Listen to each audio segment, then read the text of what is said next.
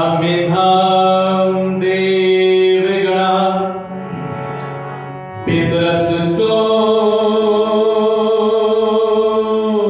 पितरश्चोपासते तया मदमेधयाग्ने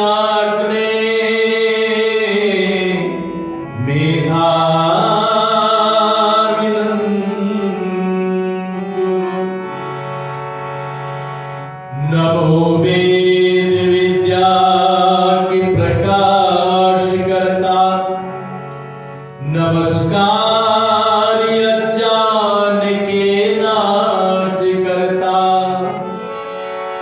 नमस्कार बल बुद्धि के देने वाले, नमस्कार दुखों के हर देने वाले, नमस्ते निराकार निर्दोष नायक, नमस्ते परम मित्र सबके सहायक। जब प्रभु को सौंप पतवार दई,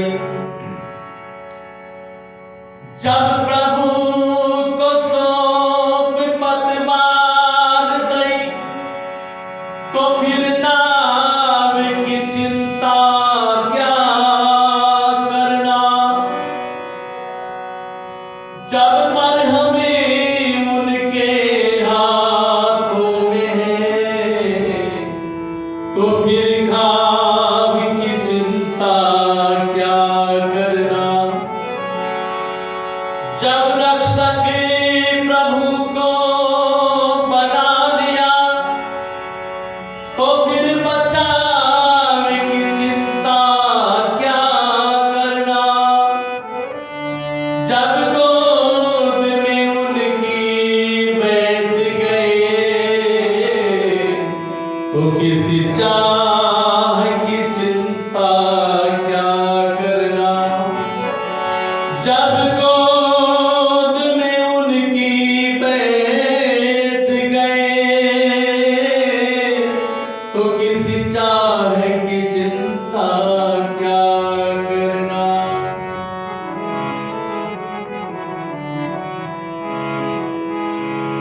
कि मनवा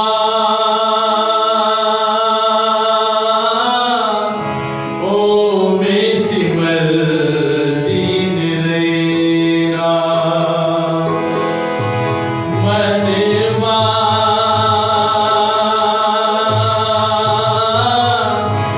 ओ में सिमर दीन रेना। कट जाए तात बाव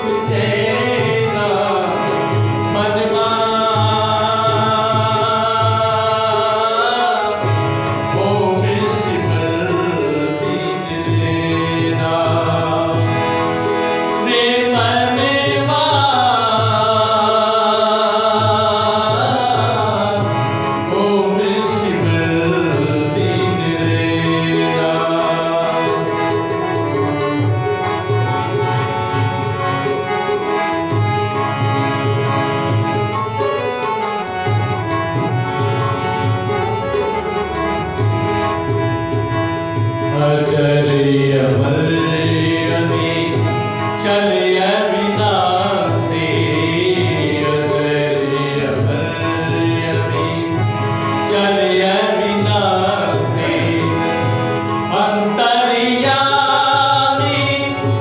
घट घट वासी, अंतर्यामी घट घट वासी, तेरे अंतर वो सुख राशि, तेरे अंदर वो सुख राशि, देख मुँह कर लेना मनवा, ओ में सिमर दीन लेना रे मनवा, ओ में सिमर दीन लेना, कट जाए ताप पावे रे, पाएगा सुख चैना मनवा, ओ में सिमर दीन लेना हे मनवा, ओ में सिमर दीन लेना।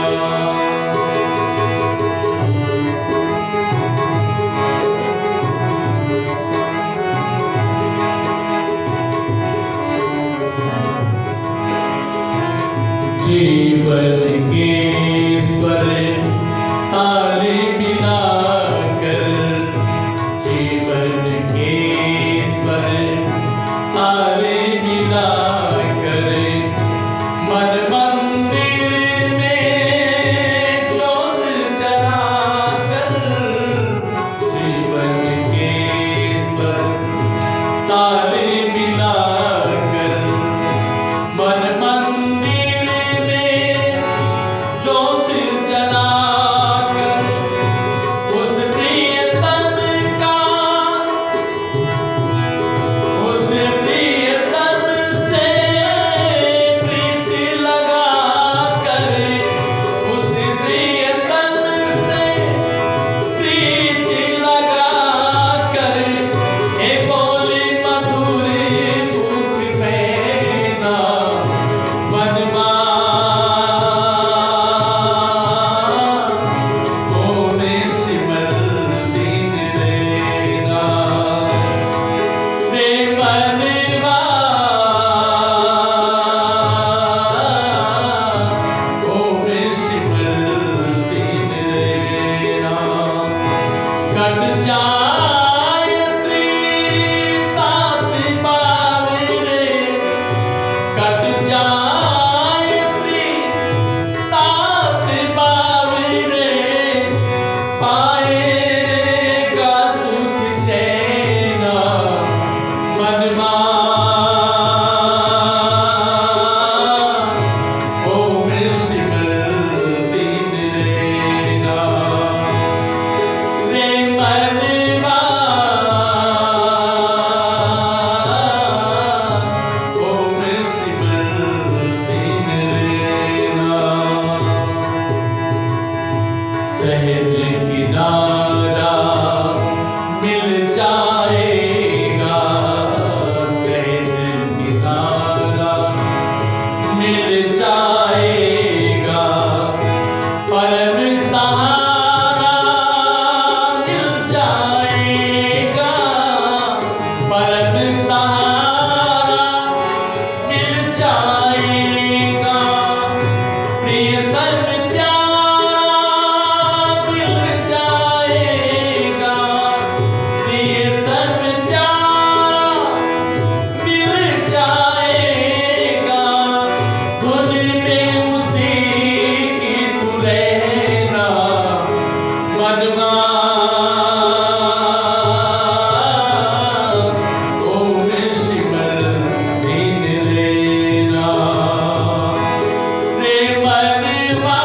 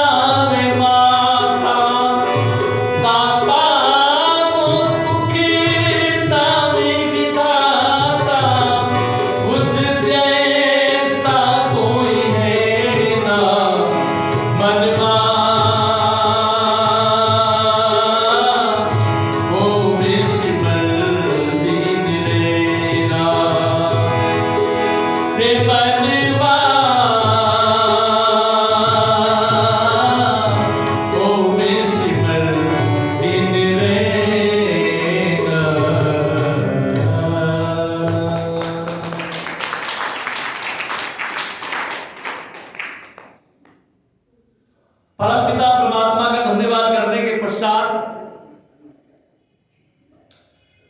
आर्य समाज धामावाला में मंच पर विराजमान आर्य समाज के बहुत ही प्रतिष्ठित धर्माचार्य पंडित आचार्य विद्यापति शास्त्री जी, आर्य समाज के प्रधान श्री सुधीर गुलाटी जी, मंत्री जी श्री नवीन भट्ट जी, कोषाध्यक्ष श्री नारायण दत्त पांचाल जी,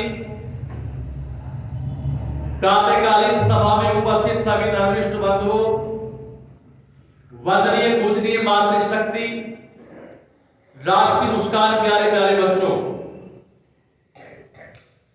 प्यारे सज्जनों, प्रथम बार आप लोगों के हमें दर्शन करने का सौभाग्य प्राप्त हुआ है। वास्तव में आकर के लगा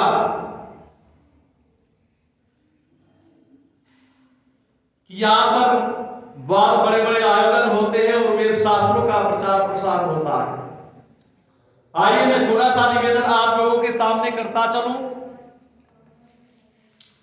ऋषिवर देव दयानंद जी महाराज कहते हैं कि ये संसार के लोगों, अगर आप अपने जीवन को उत्तम बनाना चाहते हो, सुखी एवं समृद्ध बनाना चाहते हो, तो दोनों समय बैठकर के परमपिता परमात्मा की उपासना करना, प्रातःकालीन उपासना करना, सायंकालीन उपासना करना। तो मैं निवेदन करता हूं, महर्षि यास के एक बात कहते हैं कि ये संसार के लोगों,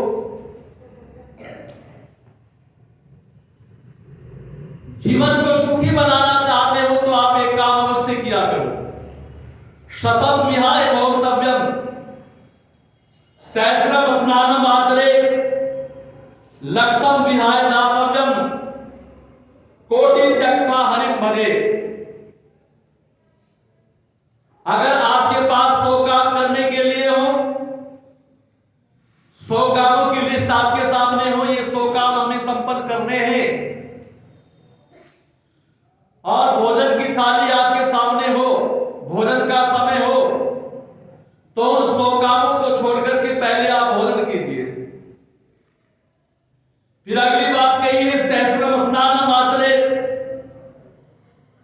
अगर आप स्वस्थ हैं, शरीर में ऐसा कोई रोग नहीं है, और शीतल जल आपके सामने है, व्यवस्था देख लेना। सर्दियों में गर्म जल की आवश्यकता होती है और गर्मियों में शीतल जल की आवश्यकता होती है। आपके सामने जल उपस्थित है और स्नान का समय है, 1000 काम आपके सामने करने के लिए है, तो आप 1000 कामों को छोड़ करके पहले क्या कीजिए? पहले आप स्नान कीजिए। लक्ष्य विहाय दातव्य, बड़ी सुंदर बात कही है। अगर आपके द्वारे पर कोई याचक आ जाए, भिक्षांदेही कहकर के आवाज लगाए, आप अपने कामों में व्यस्त हैं, 1 लाख काम आपके पास करने के लिए है, वैसे 1 लाख काम किसी के पास होते नहीं है, लेकिन फिर भी लिखते हैं ऋषि, अगर आपके पास 1 लाख काम करने के लिए है और याचक आपके पास आकर के याचना करने लगे और कहने लगे कि भिक्षांदेही हमें कुछ भिक्षा दे दो, तो आप उन 1 लाख कामों को छोड़ करके पहले आप दान कीजिए। फिर कहा कोटि त्यक्त्वा हरिम भजे। प्रातःकालीन या सायंकालीन का समय आपके सामने उपस्थित है, करोड़ों काम भी आपके पास करने के लिए हो, तो आप उन कामों को विराम देकर के, क्योंकि संध्या और सायं का ऐसा समय है जो परमपिता परमात्मा के आत्मिक आनंद को लूटने का समय होता है, परमात्मा की गोद में बैठने का समय होता है। तो आप उन 1 करोड़ कामों को छोड़ करके भी क्या करें? आप ईश्वर की उपासना करें, उस परमपिता परमात्मा का आनंद प्राप्त करें, उसका परमपिता परमात्मा का आनंद प्राप्त करें। तो स्वामी दयानंद सरस्वती महाराज से किसी ने पूछ लिया कि भगवान आप एक बात बताइए, आप परमपिता परमात्मा की उपासना की तो बात करते हैं, परंतु आप ये बताने की कृपा करें कि मनुष्य को परमपिता परमात्मा की उपासना करने से मिलता क्या है? तो स्वामी दयानंद सरस्वती महाराज कहते हैं कि देखो, जो व्यक्ति परमपिता परमात्मा की उपासना करता है, उस उपासक को परमपिता परमात्मा की उपासना करने से वह मिलता है, उसके अंदर आत्मा का बल बढ़ जाता है, और वह बल इतना बढ़ जाता है, इतना बढ़ जाता है कि पहाड़ जैसी विपत्ति आने पर भी वह विचलित नहीं होता, अभी तो उस विपत्ति को हंस करके वो सहन करने की शक्ति प्राप्त कर लेता। एक विद्वान की बात याद मेरे आई। पंडित भगवत दत्त शर्मा जी आर्य समाज के बहुत बड़े विद्वान थे। उनकी शादी हो गई, घर में पति परायणा धर्म पत्नी आ गई, और धर्म पत्नी की आते ही जॉब लग गई। धर्म पत्नी ने कहा, हे आचार्य, अब आर्थिक स्थिति तो बहुत बढ़िया हो गई है, आप एक काम करना, आप वेद प्रचार प्रसार खूब मन लगा करके करना, दक्षिणा कम मिले या ज्यादा मिले या ना भी मिले, क्योंकि मैं सरकारी ड्यूटी पर हूं, आप ईश्वर की वाणी वेद का प्रचार प्रसार रात दिन कर देना। कुछ समय तक चलता रहा, लेकिन कुछ दिनों के बाद धर्मपत्नी स्वर्ग सिधार गई। जो बात मैं कहने जा रहा हूं, विचार करना इस बात के ऊपर। धर्मपत्नी तो स्वर्ग सिधार गई, और एक दिन ऐसा हुआ, उसके शोक में व्याकुल होकर के आचार्य बहुत दिनों तक किसी प्रचार प्रसार में नहीं गए, और जो कुछ उनके पास धन इकट्ठा हुआ था वो सारा समाप्त हो गया। उनका एक नेपाली नौकर उनके पास रहता है, और सुबह सुबह जिस समय आचार्य जी नहा धोकर के उपासना करने के लिए चलने लगे, तो नेपाली नौकर ने कहा, आचार्य जी कुछ नाश्ते आदि का, भोजन आदि का प्रबंध करूं, कुछ पैसे दे दीजिए, पैसे समाप्त हो गए हैं। आचार्य ने कहा कि उपासना के बाद देखा जाएगा, संध्या आदि करने के पश्चात देखा जाएगा। तो प्यारे सज्जनों, जिस समय वो उपासना करने में बैठे, उपासना की परमपिता परमात्मा की बड़ा मन लगा करके, लेकिन उठने को है, तो नेपाली नौकर सामने से देख रहा है, आचार्य जी की आंखों से आंसू झरझर बह रहे। आचार्य परमपिता परमात्मा से कह रहे हैं, परमपिता परमात्मा, मैंने आज तक जीवन भर आपका काम किया है, इसलिए मैं किसी के सामने हाथ क्यों फैलाऊं? आप ही मेरे दाता हैं, आप ही मेरे मालिक हैं, इसलिए बस मैं तो आपसे ही मांगूंगा, किसी और से मांगने की जरूरत क्या है। लेकिन जिस समय आचार्य उपासना से उठे, तो नेपाली नौकर 2 लिफाफे लेकर के आचार्य जी के सामने उपस्थित है, और कहने लगा, आचार्य जी एक व्यक्ति 2 लिफाफे देकर के गया है। एक लिफाफे में लगभग 2-2.5 किलो फल थे, और एक लिफाफे में खोल करके देखा लगभग 800 रुपए थे। बहुत पुराने समय की बात है। उन्होंने कहा, देकर के कौन गया है? उसने कहा, मैं उस व्यक्ति को नहीं जानता कौन देकर के गया है। कुछ दिन के पश्चात आचार्य जी और ये नेपाली नौकर दोनों चले हुए जा रहे थे, तो सनातन धर्म मंदिर दिल्ली में गेट के सामने वह मंदिर का पुजारी घूम रहा था। नौकर कहने लगा, आचार्य जी यही वो व्यक्ति है जिसने आकर के ये 2 लिफाफे मुझे दिए थे। अच्छा। आचार्य जी के पास पहुंचे, आचार्य जी पुजारी के पास पहुंचे, और पुजारी से विनम्र निवेदन करते हुए कहा, यद्यपि मैं आर्य समाज को मानता हूं, निराकार ईश्वर को मानता हूं, मूर्ति पूजा में मेरा कोई विश्वास नहीं है, लेकिन आप ये बताएं, विपरीत विचारधारा है दोनों की, फिर आपने मेरी ये मदद क्यों की? उसने कहा, कई दिन से परमपिता परमात्मा की तरफ से मुझे ऐसा आदेश सा हो रहा था कि जाकर के मैं आचार्य जी की कुछ मदद करूं, इसलिए कहना पड़ेगा क्या कि प्राते उठ जो प्रभु के गुण गाएगा, वही जग में अमर फल पाएगा। प्राते तेरे